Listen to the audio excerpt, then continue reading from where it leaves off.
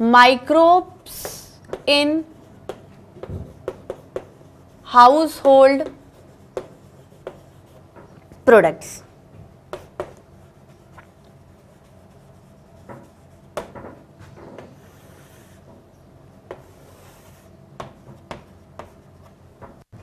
Microbes in house hold products. चलो, अब मैं कह रही हूं ऐसे कौन से हाउस होल्ड प्रोडक्ट्स हैं जो आप यूज करते हो। जैसे मैं आपको एग्जाम्पल बताती हूं। आपने कहा कि ma'am curdling of milk. Curdling of milk मतलब मिल्क से कर्ड को बनाना, दूध से दही को बनाना। अब आपने बोला कि मैम वो तो क्या होता है, जैसे रात में मैं थोड़ा सा दूध है उसको थोड़ा सा गर्म कर लेती हूँ और एक छोटा सा चम्मच है मैं जैसे जमावन बचा के रख देती हूँ, बिल्कुल डेली लाइफ का बता रही हूँ। फिर मैं क्या करती हूँ, कर्ड को दूध में डाल देती हूँ, उसको मिक्स कर देती हूँ और प्लेट ढक के रख देती हूँ। जब मैं सुबह उठती हूँ तो मुझे दही मिल जाती है। ऐसा ही कुछ प्रोसीजर है दही के जमने का। तो दही जमी कैसे, आपने मिल्क में से दही को निकाला कैसे, कैसे आपने मिल्क को कन्वर्ट किया दही में, ये बात आपको समझ में आई? ये आपने कभी सोचा है कि ऐसा हुआ क्या? भाई प्लेट आपने ढक दी, और चलो कभी कभार प्लेट नहीं भी ढकोगे फिर भी आपकी दही जम जाएगी। और दही थोड़ी सी खट्टी भी होती है स्वाद में, मिल्क तो नहीं होता। मिल्क या तो फीका होगा या शक्कर डालने के बाद मीठा होगा, लेकिन खट्टा नहीं लगेगा आपको। दही क्या होगी, खट्टी होगी। तो ऐसा क्या प्रोसीजर चला? मैं कहूंगी कि कर्डलिंग ऑफ मिल्क माइक्रोब्स के वजह से होती है। जो दही जमती है दूध में से वो माइक्रोब्स के एक्शन की वजह से होती है। ठीक है, कैसे होगी देखो। अच्छा, ओवरऑल अगर हम बात करें तो हाउस होल्ड प्रोडक्ट्स में क्या है, कर्डलिंग ऑफ मिल्क में माइक्रोब्स का रोल होता है, चीज मेकिंग में माइक्रोब्स का रोल होता है।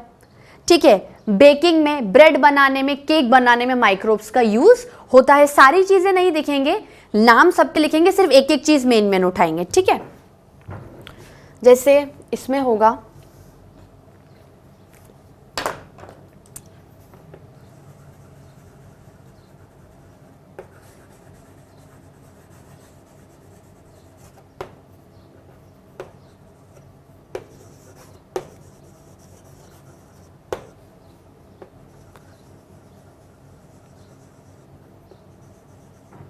Curdling of milk. ठीक है,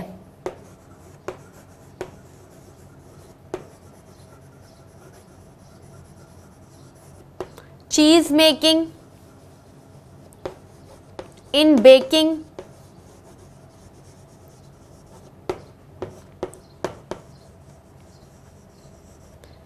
ब्रेड। ठीक है, और केक। ठीक है बच्चों, अब हम लोग क्या करेंगे, सबसे पहले पढ़ेंगे microbes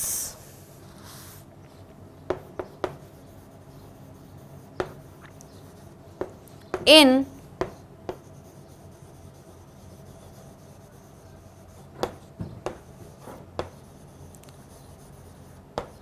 microbes in curdling of milk. Microbes in curdling of milk कैसे होगा? बहुत इजी सा चैप्टर है, प्रैक्टिकल है, इसमें कुछ बताने की जरूरत नहीं है। बस ये देखना है कि किस तरीके से माइक्रोब्स रोल प्ले करेंगे, ऐसा कौन सा माइक्रोब का एक्शन होगा, माइक्रोब ऐसा क्या करेगा कि आपको दूध में से दही मिल जाएगी, आप दूध में से दही को जमा लोगे। ठीक है, हम लोग इस तरीके से लिखेंगे कि we produce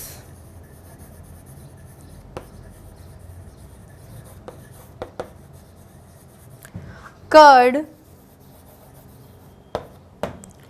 we produce curd from milk.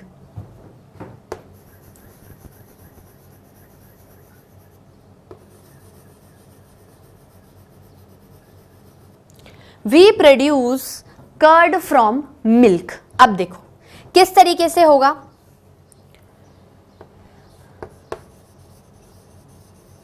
microbe that is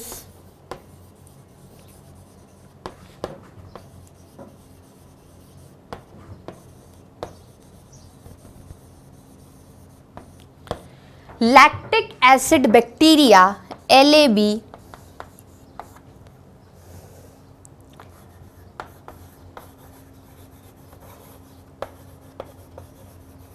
plays a very important role.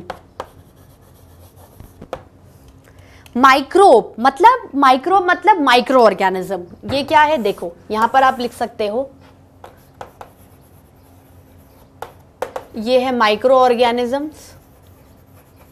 ठीक है, माइक्रो ऑर्गेनिजम्स. अब माइक्रो ऑर्गेनिजम्स मतलब माइक्रोब्स. कौन से माइक्रोब्स? जैसे बैक्टीरिया हो गया, ईस्ट हो गया, फंजाई हो गया. ये बैक्टीरियाज क्या हैं? ऐसे बैक्टीरियाज हैं या एक ऐसे माइक्रोब्स की कैटेगरी में ऑर्गेनिजम्स आते हैं जो हमें डिजीज भी कर रहे हैं, लेकिन इनका कुछ ऐसा भी पार्ट है, इनमें कुछ ऐसे कैटेगरी में माइक्रोब्स हैं जो कि हमें यूजफुलनेस में मदद भी कर रहे हैं. मतलब कहीं ना कहीं हमें क्या कर रहे हैं? मदद कर रहे हैं, यूज कर रहे हैं, हमारा हमें बेनिफिट दे रहे हैं. हमारा यूज नहीं कर रहे हैं, एक्चुअली हमें बेनिफिट दे रहे हैं. ठीक है, तो microbe that is lactic acid bacteria plays a very important role. अब ये बैक्टीरिया है, बैक्टीरिया मतलब माइक्रोब है, और लैक्टिक एसिड बैक्टीरिया है, मतलब ये एक ऐसा बैक्टीरिया है जो लैक्टिक एसिड को प्रोड्यूस करेगा, और कर्ड के अंदर लैक्टिक एसिड रहता है. ठीक है, अब देखो, अब ध्यान से सुनना है इसको. Should I rub this?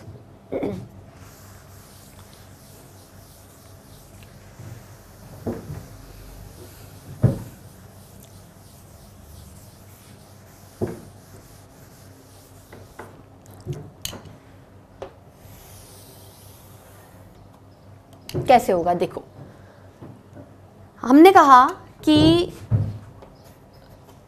We prepare curd from milk. कैसे जमता है? जैसे आपने एक टम्बलर ले लिया, ठीक है, आप उसे क्या करते हो, इस टम्बलर में आपने क्या किया, मिल्क ले लिया. अब आप मिल्क को क्या करते हो, बिल्कुल गुनगुना गर्म करते हो, ल्यूक वार्म गर्म कर देते हो.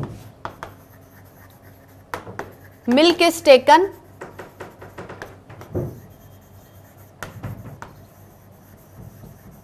And heated to lukewarm. ऐसा वार्म जिसमें आप हाथ डालोगे तो आपको गर्म नहीं लगेगा. ठीक है,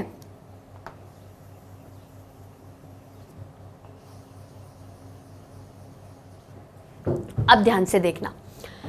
अब दही जमाने के लिए आपको दही की ही जरूरत पड़ रही है. भाई दही का टुकड़ा डालोगे ना, हम लोग क्या करेंगे कि स्मॉल पोर्शन ऑफ कर्ड लेंगे, जिसे एज अ स्टार्टर बोलेंगे. स्टार्टर मतलब जो इस प्रोसीजर को स्टार्ट करेगा. ठीक है, we take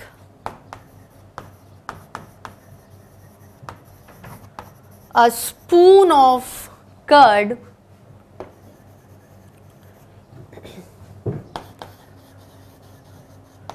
and pour inside the milk. ठीक है,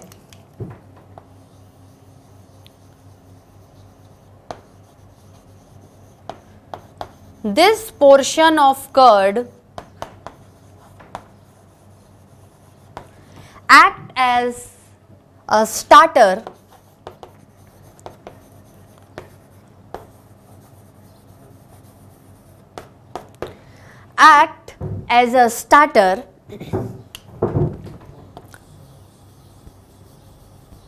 अब क्या है, कर्ड कंटेन्स LAB.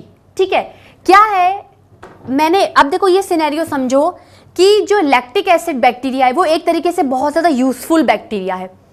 दही खाना बहुत अच्छा होता है बॉडी के लिए. ऐसा बोलते हैं कि दही दूध से भी अच्छा होता है.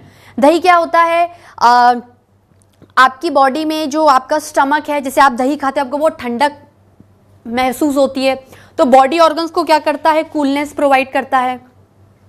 जब आपने देखा होगा आपका पेट खराब हो जाता है, डायरिया की कंडीशन, तो डॉक्टर बोलता है आप खिचड़ी दही खाओ. ठीक है, तो आप क्या करते हो, खिचड़ी दही खा लेते हो. उसके बाद जो दही है, जो कर्ड है, कर्ड के अंदर जो लैक्टिक एसिड बैक्टीरिया है वो कहीं ना कहीं आपके डाइजेस्टिव सिस्टम को बूस्टअप कर देता है. ठीक है, जिनको कॉन्स्टिपेशन की प्रॉब्लम्स होती है, कॉन्स्टिपेशन हट जाता है, किन्हीं को पेट में जलन, मतलब आपके डाइजेस्टिव सिस्टम से रिलेटेड अगर कोई प्रॉब्लम है तो कर्ड लेने से काफी हद तक आप उससे निजात पा सकते हो. तो कर्ड एक्चुअली कुछ नहीं कर रही है, कर्ड के अंदर जो लैक्टिक एसिड बैक्टीरिया है, ठीक है, लैक्टिक एसिड जो बैक्टीरिया है, एक तरीके से आप उसे लैक्टोबैसिलस भी कह सकते हो, ठीक ना। आपकी बुक में दे रखा है कि लैक्टिक एसिड बैक्टीरिया या लैक्टोबैसिलस। बात समझ में आई? आप लैक्टिक एसिड बैक्टीरिया को लैक्टोबैसिलस से भी जान सकते हो। बैक्टीरिया मतलब बैक्टीरिया का एक फॉर्म होता है बेसिलाई, जैसे कोकाई एक बैक्टीरिया का फॉर्म है जो गोल गोल होता है। बेसिलाई मतलब ऐसा लंबा स्फेरिकल। लैक्टो मतलब जो लैक्टोज प्रेजेंट होता है मिल्क के अंदर, वो उसे कुछ लैक्टिक एसिड में कन्वर्ट करेगा। तो लैक्टिक एसिड बैक्टीरिया या फिर लैक्टोबैसिलस, ठीक है। अब हम लोग क्या कहेंगे कि कर्ड कंटेनिंग लैक्टोबैसिलस, देखो दूध को आप दही में कन्वर्ट कर रहे हो, उसके बीच में जो माइक्रोब रिस्पॉन्सिबल है, भाई दही हमारे लिए यूजफुल है, बेनिफिट है, तो जो माइक्रोब यूजफुल है ये कौन सा है? लैक्टोबैसिलस या फिर लैक्टिक एसिड बैक्टीरिया, जो कि इटसेल्फ कर्ड में होता है, ठीक है। तो कर्ड कंटेनिंग लैक्टोबैसिलस और लैक्टिक एसिड बैक्टीरिया, ठीक है बच्चों। Should I rub this? इस माइक्रोब का क्या रोल है?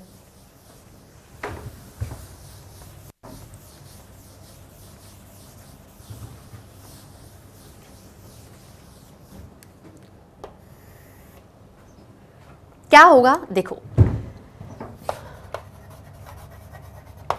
दिस बैक्टीरिया, ये बैक्टीरिया बहुत इंपॉर्टेंट है, इसके नाम पर काफी बार नीट में क्वेश्चन पूछे गए हैं, कंफ्यूजन की जरूरत नहीं, बहुत इजी सा क्वेश्चन आता है, आप इजीली अटेम्प्ट कर सकते हो। दिस बैक्टीरिया और माइक्रोब, दिस बैक्टीरिया और माइक्रोब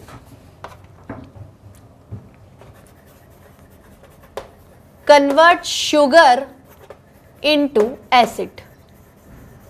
किसका sugar?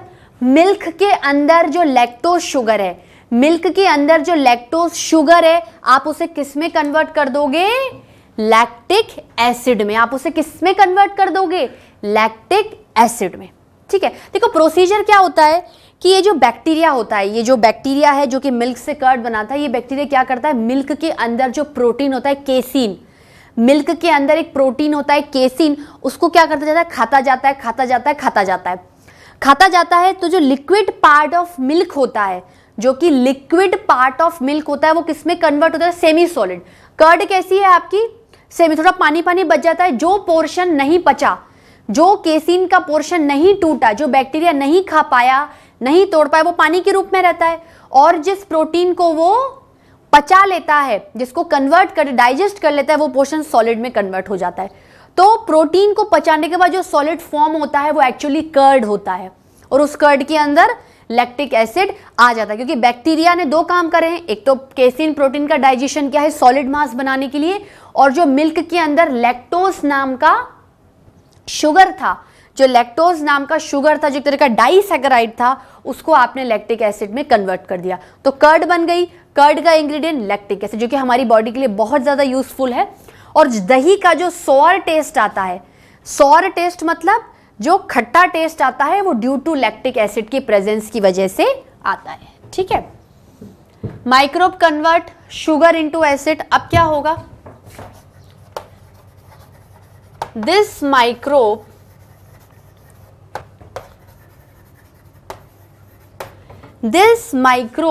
convert lactose sugar of milk. This microbe convert lactose sugar of milk into lactic acid.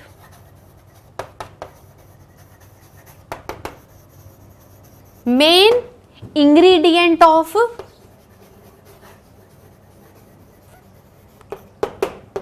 Curd.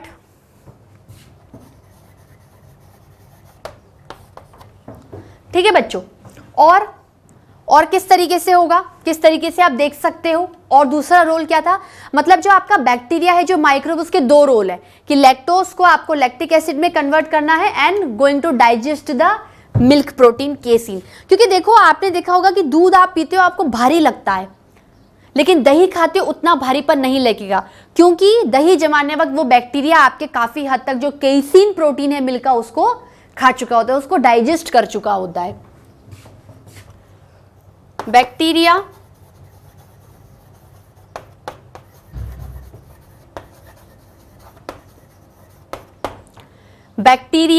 also digest the milk protein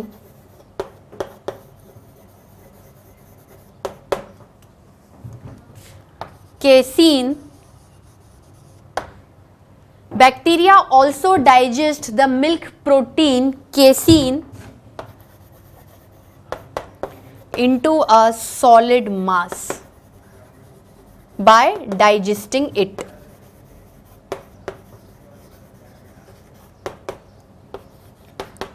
bye digesting it. तो होता क्या है, जैसे आपने ये कर्ड डाल दिया, स्टार्टर डाल दिया, ठीक है, अब ये कर्ड क्या करेगा, ये जो मिल्क प्रोटीन केसीन है उसको डाइजेस्ट करेगा, और मिल्क के अंदर जो लैक्टोज शुगर है, मतलब माइक्रोब का रोल क्या है, इतना कुछ एग्जाम में नहीं पूछेंगे, सिर्फ एक लाइन पूछेंगे, क्या रोल है माइक्रोब का। माइक्रोब का रोल है शुगर को एसिड में कन्वर्ट करना। कौन से शुगर को, मिल्क के अंदर जो लैक्टोज शुगर है उसको लैक्टिक एसिड में कन्वर्ट करना, ठीक है।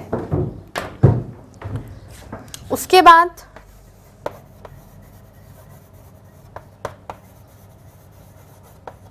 जो लैक्टिक एसिड है has so many benefits,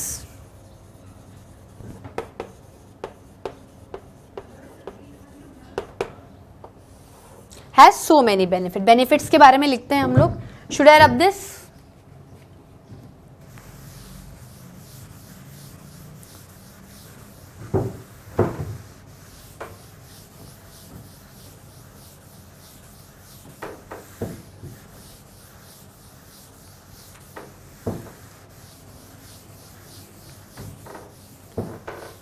benefits किस तरीके से हैं, light in weight, never cause heaviness in stomach,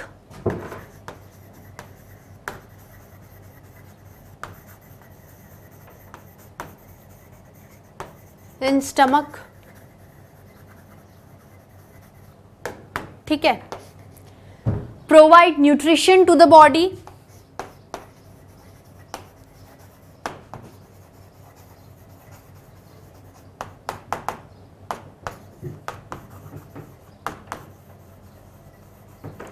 provide nutrition to the body, treats diarrhea, curd क्या है, वेरी गुड फॉर, एक तरीके से कर्ड भी लिख सकते हो आप, और ये लैक्टिक एसिड बैक्टीरिया है, सॉरी लैक्टिक एसिड नहीं है, लैक्टिक एसिड बैक्टीरिया के बेनिफिट्स बता रहे हैं। तो कर्ड खाने का मतलब क्या है, आप directly indirectly lactic acid bacteria खा रहे हो, लैक्टोबैसिलस खा रहे हो, ठीक है। तो ट्रीट्स डायरिया और very good for health,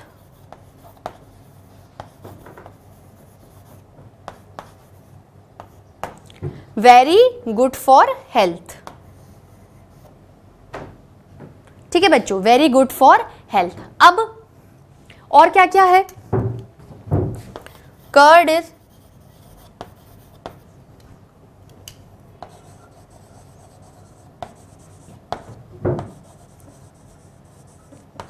curd is sour in taste, sour मतलब खट्टा, ड्यू टू लैक्टिक एसिड, ठीक है स्टूडेंट्स, नोट इट डाउन, ठीक है स्टूडेंट्स।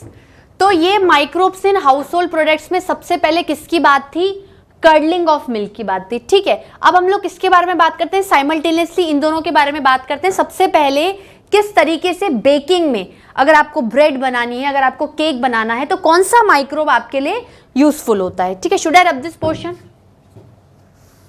देखो जब भी आपको केक बनाना है तो आप क्या करते हो, आप, या चलो आपको ब्रेड बनाना है तो ब्रेड के लिए आप क्या करते हो, कुछ देखो, इतना कोई हमें कमर्शियलाइज लेवल पे नहीं समझना, हमें तो माइक्रोब, क्योंकि हम माइक्रोब्स के बारे में पढ़ रहे हैं तो हमें माइक्रोब का नाम और रोल पता होना चाहिए। जैसे आपको ब्रेड बनाने, तो ब्रेड में आपने देखा होगा कि पहले आटा गूंथते हैं। अगर आपको केक भी बनाना है तो पहले उसका डो तैयार करते हैं। डो मतलब एक आटा टाइप स्ट्रक्चर।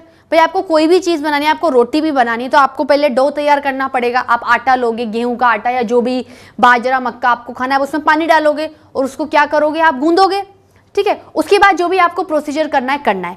तो अगर आपको ब्रेड बनानी है, आपने देखा होगा ब्रेड या केक होते हैं वो बहुत ज़्यादा सॉफ्ट, स्पॉन्जी और फ्लफी होते हैं। क्यों होते हैं? ऐसा क्या पैदा होता है उनके अंदर जो उन्हें सॉफ्ट, स्पॉन्जी और फ्लफी बनाता है? देखो क्या होता है, अगर आपको केक बनाना है या ब्रेड बनाना है, जिस भी इंग्रेडिएंट से आप डो लेते हो, जैसे आपने क्या किया, डो लिया, आटा गूंदा, तो उसमें क्या करते हैं, ईस्ट नाम का माइक्रोब डाल देते हैं। एक तरीके का फंजाई होता है जिसका नाम है सैकेरोमाइसिस सिरविसे। कर्ड को बनाने के लिए लैक्टोबैसिलस या लैक्टिक एसिड बैक्टीरिया रोल में आ रहा था, लेकिन अगर आपको केक बेक करना है, आपको ब्रेड बेक करनी, कुछ बनाना है, तो आपको जो फंजाई यूज करना पड़ेगा, जो ईस्ट यूज करना पड़ेगा, उसका नाम है सैकेरोमाइसिस सिरविसे। क्या नाम है? सैकेरोमाइसिस सिरविसे। ठीक है बच्चों। अब उस ईस्ट क्या करता है, देखो वो ईस्ट क्या करता है कि जो भी आपने डो लिया है वो क्या है, शुगरी कंटेंट है, वो एक कार्बोहाइड्रेट है। भाई लैक्टोज शुगर भी तो कार्बोहाइड्रेट है, डाइसैकेराइड। तो जो भी आपने डो लिया है, जब आप उसे रख देते हो तो उसके अंदर क्या है, फर्मेंटेशन क्रिएट होता है। फर्मेंटेशन क्रिएट होने का मतलब क्या है, एनारोबिक रेस्पिरेशन करवाना without the absence of oxygen. किन्हीं केसेस में ये जो बैक्टीरिया है, सॉरी ये जो फंजाई है, ये एरोबिक की तरह भी काम करता है, ऑक्सीजन की प्रेजेंस को लेके भी काम करता है, पर mostly when you involve some kind of fermentation, जैसे आपने छोड़ दिया या किसी चीज को ढक दिया, तो ढकने के बाद क्या, आपने एयर कांटेक्ट कम कर दिया, आपके पास कोई ऑक्सीजन की प्रेजेंस नहीं है, आपके पास ऑक्सीजन की एब्सेंस है, उसमें जो बैक्टीरिया या ईस्ट काम करेगा। तो ईस्ट कौन सा है, सैकेरोमाइसिस सिरविसे। ईस्ट क्या है, सैकेरोमाइसिस सिरविसे। वो क्या करता है, जो डो के अंदर कार्बोहाइड्रेट वाले पार्ट, जो कार्बोहाइड्रेट वाला पार्ट होता है, उसको CO2 में कन्वर्ट कर देता है। वो CO2 क्या करती है, उस CO2 के प्रेशर से केक क्या हो जाता है, फूल जाता है, ठीक है। फिर जब अगर आप उसको बेक, जैसे आपने CO2 आ गया, अब आपने उसको बेक किया माइक्रोवेव, प्रेशर, जिसमें भी, तो वो CO2 क्या करेगा, बबल्स की फॉर्म में बाहर आएगा, उसको सॉफ्ट, स्पॉन्जी और फ्लफी बनाएगा, ठीक है। तो क्या होता है, ड्यूरिंग बेकिंग ऑफ या during formation of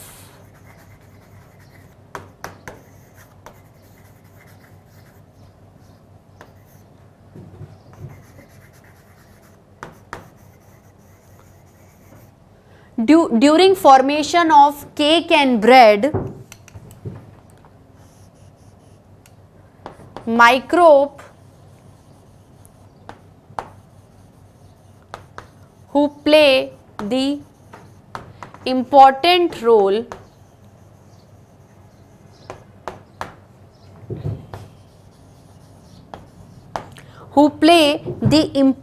role is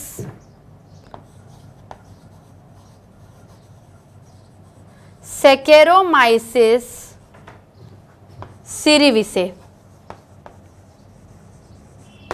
ये क्या है, एक ईस्ट है। बोलते हैं ना ब्रेड बनाने के लिए हमें ईस्ट की जरूरत पड़ती है, तो ये क्या है, ईस्ट है। अब क्या होता है, for this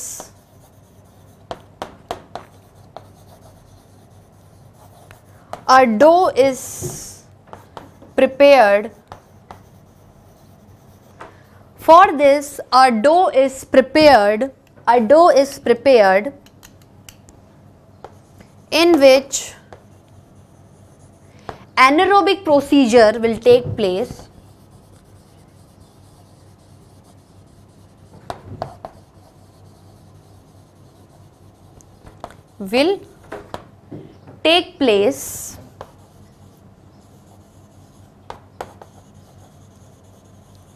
For this, a dough is prepared in which anaerobic procedure will take place. Should I rub this?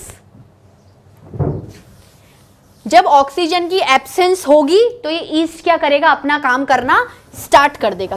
देखो हर बैक्टीरिया, हर ईस्ट, हर फंजाई या हर माइक्रोब को एक सूटेबल कंडीशन चाहिए, किसी को कोई पीएच चाहिए, किसी को कोई इंजाइम चाहिए, या किसी को कोई टेम्परेचर या गैसेस का एक्सचेंज चाहिए। तो एनारोबिक का मतलब क्या है कि एक्टिविटी हो रही है in the absence of oxygen, और एरोबिक मतलब हो रही है in the presence of oxygen. ठीक है, तो for this a dough is prepared in which anaerobic procedure will take place. ठीक है, anaerobic procedure will take place. तो ये क्या करेगा, this east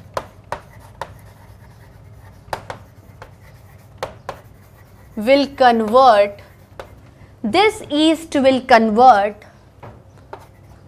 carbohydrate, that means sugar, into CO2, allowed to release CO2। देखो जनरली आपने देखा होगा जब भी एनारोबिक रेस्पिरेशन होता है या फर्मेंटेशन वाले प्रोसीजर्स होते हैं तो इथेनॉल और CO2 बनती है, पर हम लोग क्या कर रहे हैं, वो इथेनॉल तब बनेगा जब आप बहुत देर फर्मेंटेशन चलाओगे, बहुत देर तक फर्मेंटेशन होता है, फर्मेंटेशन मतलब सड़ा देना। ठीक है, जैसे आप एक लंबे टाइम तक एनारोबिक रेस्पिरेशन करवाओगे तो आपके पास क्या होगा, इथेनॉल भी जनरेट होगा, लेकिन हमें इथेनॉल नहीं प्रोड्यूस करना, we are not making alcohol, we want just CO2। तो थोड़ी देर के लिए रखोगे, थोड़ी देर बाद हटा लोगे तो इथेनॉल का फॉर्मेशन नहीं होगा, पर CO2 जरूर। आप देखना कि जब आप डो की प्लेट हटाओगे ऊपर से तो आपको छोटे छोटे बबल्स नजर आएंगे, बबल्स मतलब it is actually indicating the presence of CO2।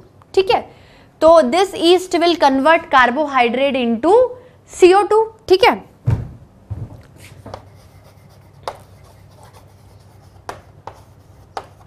This CO2 will make the formed substance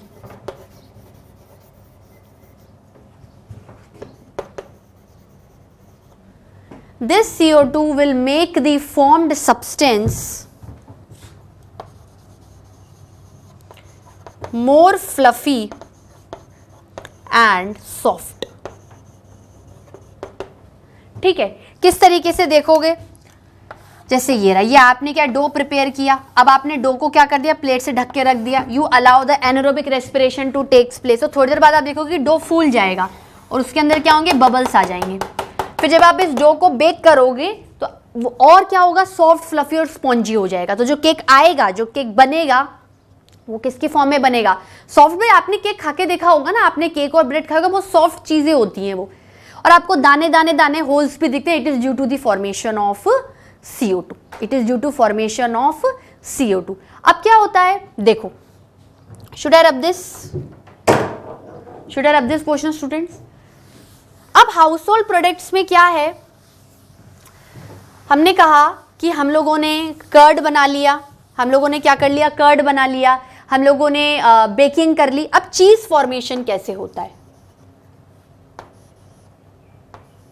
चीज फॉर्मेशन मैं मेन चीजें बता रही हूं स्टूडेंट्स। ये क्या है, आपको प्रैक्टिकल फॉर्म में याद है और आपकी बुक में एक एक लाइन लिखी हुई है, आपको ध्यान से सुनना है। देखो चीज कैसे बनता है, आपने देखा होगा, आपने दूध को लिया, उसको गर्म करो, अगर आप उसमें लेमन जूस या विनेगर डाल दो तो आप बोलोगे दूध फट गया।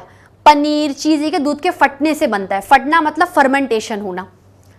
तो आपने जब विनेगर और लेमन जूस डालोगे और वो दूध को गर्म करते जाओगे तो आपने देखा होगा कि थोड़ा थोड़ा कोने में सॉलिड मास आता जाएगा और लिक्विड आता जाएगा। मतलब जब आप उसे लेमन जूस और विनेगर डाल के प्रोसीजर में डालोगे, लेमन जूस और विनेगर डाल के प्रोसीजर में डालोगे तो क्या हो जाएगा, थोड़ा एक सॉलिड मास प्रोड्यूस होगा और लिक्विड वे, सॉलिड मास और लिक्विड वे, मतलब सॉलिड का ऐसा यूं थक्के थक्के दिखेंगे और लिक्विड जैसा मटेरियल प्रेजेंट होगा। तो सॉलिड मटेरियल, सॉलिड मास या लिक्विड वे, WHEY कहेंगे। ठीक है, अब होता क्या है कि जब आप गर्म कर रहे हो और लेमन जूस डाल रहे हो, उस टाइम पे दो तरीके के बैक्टीरिया रोल में आते हैं। थर्मोफिलिक बैक्टीरिया जो कि बहुत हाई टेम्परेचर पे काम करते हैं, और आपके मीजोफिलिक बैक्टीरिया जो रूम टेम्परेचर पे काम करते हैं। ये वो बैक्टीरिया होते हैं जो दूध के अंदर एक्टिविटी करके सॉलिड मास और लिक्विड वे को प्रोड्यूस करते हैं। ठीक है स्टूडेंट्स, तो क्या कहेंगे, take milk,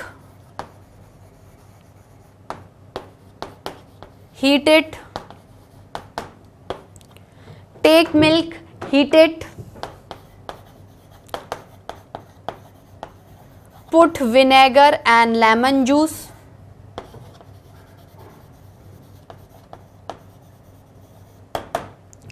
Put vinegar and lemon juice. This will cause production of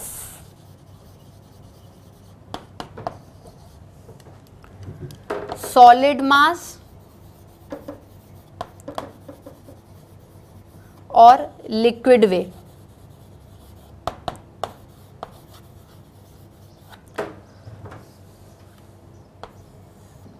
solid मास और लिक्विड वे। जो माइक्रोब रोल में आएगा वो कौन सा होगा?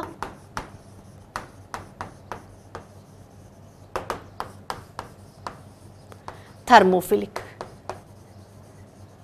इसको आप लिख लो, मैं बोल देती हूँ। थर्मोफिलिक बैक्टीरिया मतलब, थर्मो मतलब बहुत हीट, फिलिक मतलब लविंग।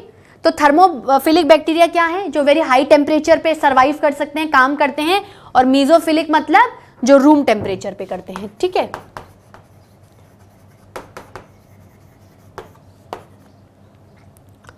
High temperature. ठीक है बच्चों, ये बात समझ में आई?